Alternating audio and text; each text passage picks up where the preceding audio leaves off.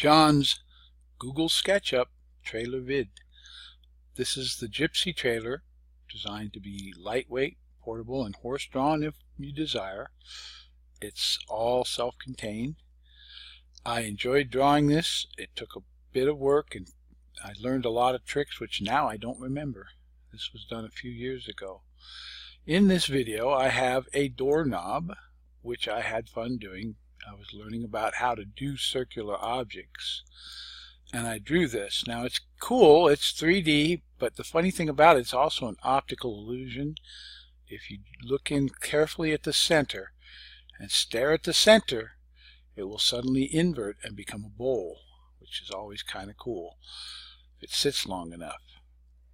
Those little circular rings are to hang the back deck from. There are a number of them on the railings, and all of these railings store back here, and they lock into these holes with pins that are designed to allow you to lock it in with a padlock so they can't be removed. And then they go through this part right here so that they're locked together and in such a way that you can see that they're actually going through the hole. That took some serious thinking too to figure that one out. Oh well, this trailer steps is actually hinged on there. There's a set of hinges, which I only did one, of course. I'm not doing that. Hinge device allows it to swing down when you take your locked things off that ties everything together. It's supposed to be railing between here and there. And then it swings down and hangs back when this whole platform is lifted up against the back to keep the door from opening and to hold these in place. And generally it's all pivoted. There's a vent for the stove and such. There's a design here that basically these things flip up and they're locked in place, and then there's a canvas with pre-built windows and stuff in it that you grab that's hidden within this little framework within the ceiling, and they're on rollers, spring-loaded, return retractable rollers that you can pull it out and down, bring it over the edge and tap and snap it, or however you're going to attach it across the bottom and along here, so that it ends up being sealed up and becomes your wall. This hangs over just a little, so it'll be actually attached on this face, not on the tops. There's actually two sides. This side also can flip down. It's about 6 feet on the sides and 8 feet in the middle across, and so you've got a total of 20 foot of total space here. You're going to probably have to use plastic inflatable beds and furniture, or folding camp chairs, that kind of thing, to furnish it. Now, I'm particularly proud of my oven and stove. Spent a lot of work on this guy. I did only a few of the ones that were raised. I got all the knobs and the selector switch, and the oven is empty. There's nothing in there to see, but as you can see, they have a three-dimensional quality, especially when you move it. I can fine-tune that to make those look more like actual grates.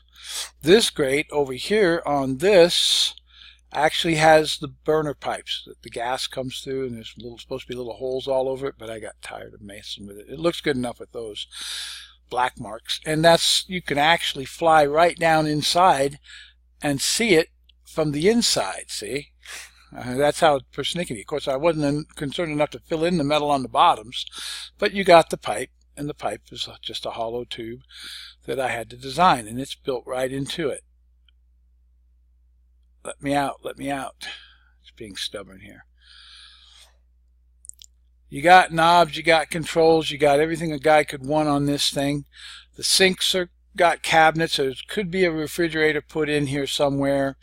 There could be more cabinets. You can see there's a few shelves up here. They could put more shelves over here. You got to watch out you don't bang your head on them. The sinks are detailed.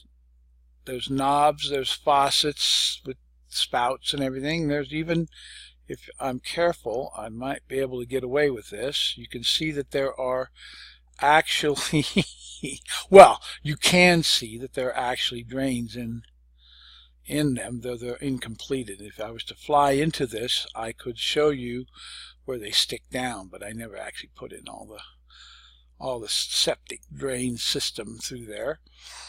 After all, it is just an example. I didn't fine tune everything. Now this is a particularly difficult thing, like the doorknob, that took me quite a while to build. Oops.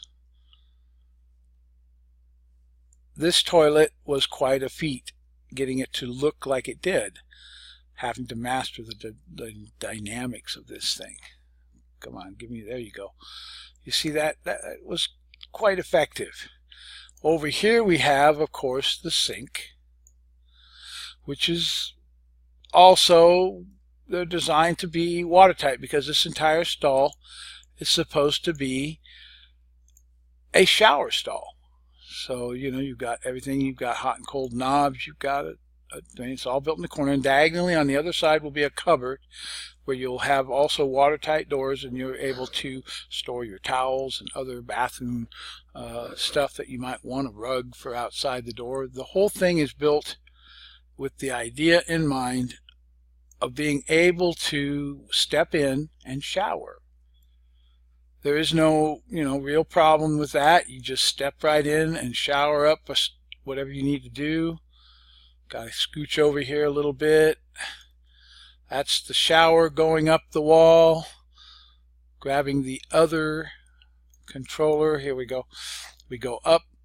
We scooch back a little more. Climb up. And there's the shower head. Now the shower head meant to swivel here, and spin here so that you can aim it down. And the water will hit the toilet. It might hit the sink, but it might hit the wall or the door. But the door's got a groove right there to keep it from leaking out. And it runs down with other tubes and grooves to run back into the bathroom. Keep the water in. Same with the doors on the towel closet. I'm particularly proud of this little device here. It actually was quite the difficult chore. I actually even put holes in there. See, so you can see there's kind of holes in there. The ceiling is made up of what would be called stamped copper plate or tin, coppered tin. So it looks like it's cool. There's doors and beautiful wood all around it. That's basically it. I mean, it's pretty cool. Two sides, of course, I said that. The tires and wheels were fun to build. Technically, I think I could pretty much design anything I want to now. I've designed chicken coops, multi-chicken coops with connected rooms and all kinds of doors and watering feeders for the chickens, and everything's there. And that'll be in my next video, as I'll probably show you that thing a little. It's for like having 10 different breeds or something you want, or 5 different breeds. You can do it. I hope you enjoyed the video. Hope you get inspired to try this program. It's free. It's free. Did I say it's free? Enjoy.